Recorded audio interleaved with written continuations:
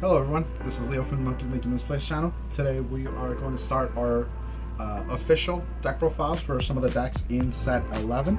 We'll be starting with Dark States. We'll be doing a match between Kheios and Greedon. I will be profiling Kheios.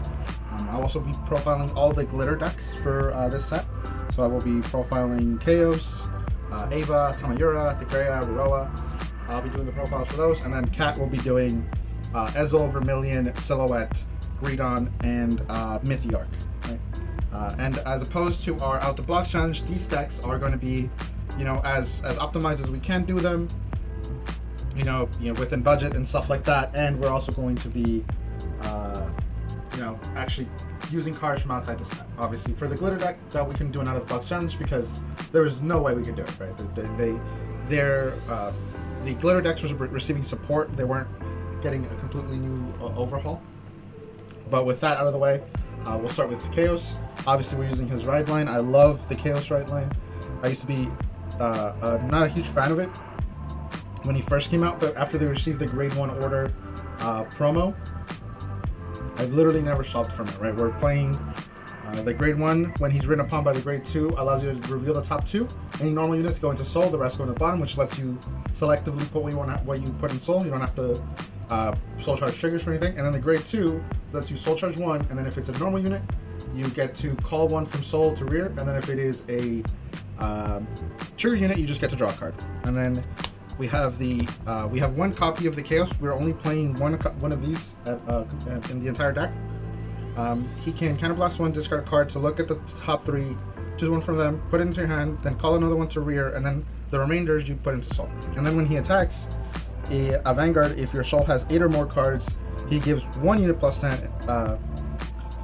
If your Soul has 8 or more cards with different names, that's the unique thing about Kheios. He is a pseudo Highlander in a sense. You'll see what I say. He's pseudo Highlander. You're going to be playing a lot of more than 2 ofs in this deck, but he wants you to have 13 different cards, and if you do have 13 different cards in your Soul, he gives your entire board or all your rear guards an extra 10k. This is one of my favorite decks. It's a very high rolly deck in my opinion, but it is definitely fun. Let's start off with the deck profile. Starting off with the Grade 3s, we are playing 4 copies of the new Soul Oratoria Kheios. This guy says when he's placed from writing on top of the original Kheios, you Soul Charge 3, then you put 2 cards you choose 2 cards from Soul, you put 1 in a hand, and then you call the other to rear, and then you activate Persona Ride. So you don't need to play the this one, right? You'll still be able to get Persona Rides off consistently.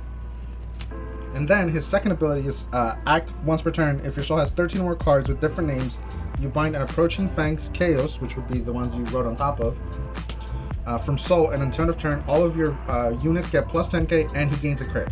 And then at the end of the turn, you write the card that was bound for this effect. So that's how you end up going back to this one, which means that next turn you can write another one of these and keep it going.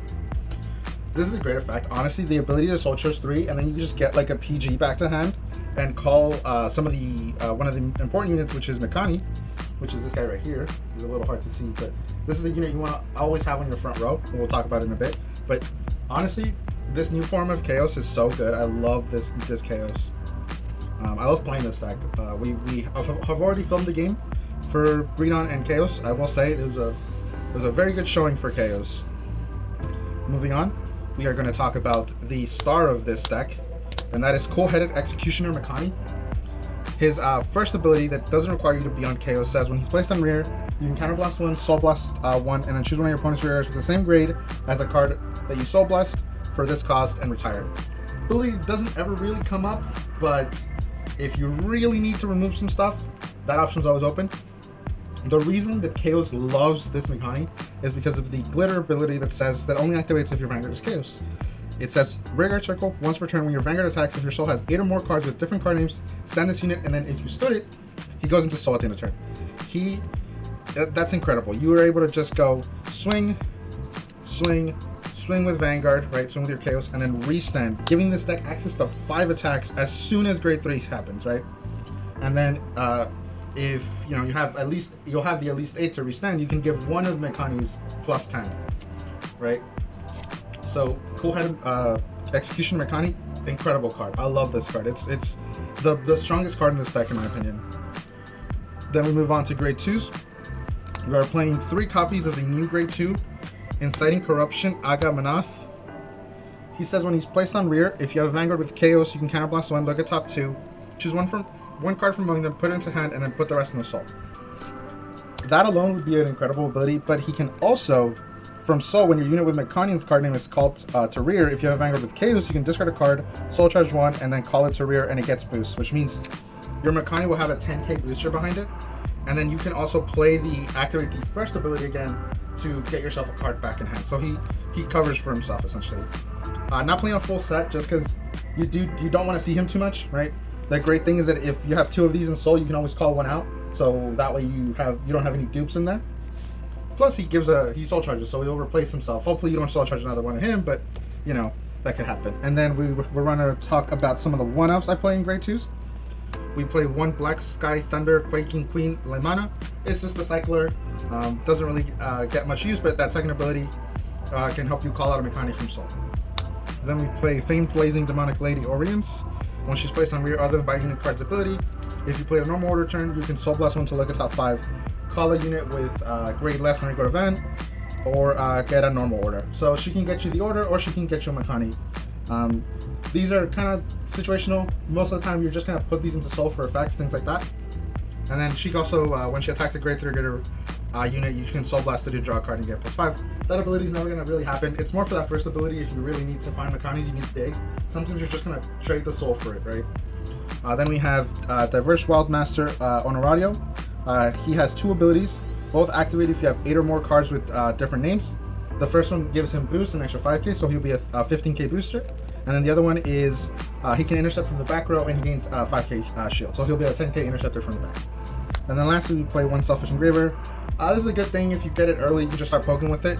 You can get some soul, and then if you're at 10, you just get a counter charge. Plus, she puts herself in there, which is pretty good.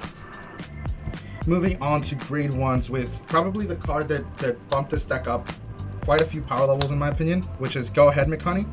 So when he's placed on rear, you soul charge 1, and then you can, if your Vanguard is grade 3 or greater, you can put it into soul, choose up to 1 grade 3 card with Mekani's card name from your soul, and call it to rear guard. So you can trade the grade 1 Mekani for the grade 3 Mekani, which, like we've said before, is what you want to do. And that's the regular ability, right? That's the ability that everyone can get. Then for the Kheios ability, right? His effect is that no matter how many copies of him you have in soul, they all count as differently named. So if you get all 4 of these in soul, they count as 4 different cards. They're not just like, oh, these don't count, right? Like I would need 7 other cards, right? Because they're all the same card. Nope, you would only need 4 more, and you would be at 8, right? Then moving on, PGs. We play the Chronojet one, the one from set 1, the one from set 6, and then we play another one from set 1 because I don't have the Blitz order, but if I did, this is where the Blitz order would go. It's just, it's just good. Like, you want to play different units, you can even do that in the PGs. I just currently don't have the Blitz order, but if I did, this is where it would be. Then we have probably another very impactful card in this deck's lifespan. It is one who governs Kheios. You can play this if you have a Vanguard with Kheios in this card name by CB1. You look at top 5, and then you put cards from among them into Soul equal to the number of cards you have with Kheios and their different card names in Soul. Right, so now we have 5 different ones, right? You optimally want to start playing these at grade 2, but if you can play this every turn, it's great because it'll allow you to selectively pick what you're putting into Soul. So you don't have to, have to soul charge triggers, have to waste, just do random soul charging, because that's really what can kill this deck. Because if you random soul charge, you end up with a lot of triggers in there. Maybe you don't get lucky, right? Obviously, you could get lucky and just hit absolute gold out of your random soul charges, but with this order, you can pick what you're putting in there, right? And you don't have to put the number, right? You put up to, so you can put any number, right? So even if you have 4 different ones in Soul, you don't have to put 4. You can put like 1 or 2. If you see that you check top 5 and it's nothing but triggers and like 1 PG or something, you can just throw the PG, keep the other ones in there. And that alone would already be an incredible ability, but it has more. Then, if you have 8 or more with different card names, which you'll see is a theme of this deck, you can choose one card from your soul and call it to rear. That can be, you probably guessed it, Mikani. Mikani, you're pretty much always gonna call Mikani. And if you're not calling Mikani, you're calling Mikani. Sorry, Glares. You call this Mikani to soul charge and then put it into soul, call it the Grade 3 Mikani. And then after that, we're still not done. This order does so much. After that, you then give a Mikani plus 10k, which means that you have a 23k restanding unit, which is insane. I don't play the full 4 of because at a certain point you'll already have the 13. You're not going to want to put more stuff in there, right? And if you have 2 of these when you're on your first Grade 3, something like this Kheios, right? You can just pitch it. Pitch 1 for Kheios' effect, and you'll again be able to selectively soul charge, right? Awesome card. If you're playing Kheios and you're not playing this, you're playing it badly. I'm sorry. That's not even up for debate. And then we're going to go into some of the one-offs in the Grade 1s. You have your Brainwash Thriller, obviously a lot of power, a lot of soul charge. You have 1 Sargon. It can just be some cool pressure. You can give this ability to Mikani and makes it so that every time Mikani hits, you get to put 2 cards from drop. It's a cool effect. I don't want to play a lot of these in this deck. Then we have Inhale Pit, which you can Soul Blast a Grade 1 or greater to choose 2 Grade 0s from your drop, put them into Soul. So if you get, maybe you get some extras of these and you're not able to get rid of them, then, it's pretty good. And then the last one here is Diabolos Madonna Sheena. When she's placed on rear guard from hand, you can put one of your other rear guards into soul, look at the top card of your deck, and call it to rear, or put it into your soul.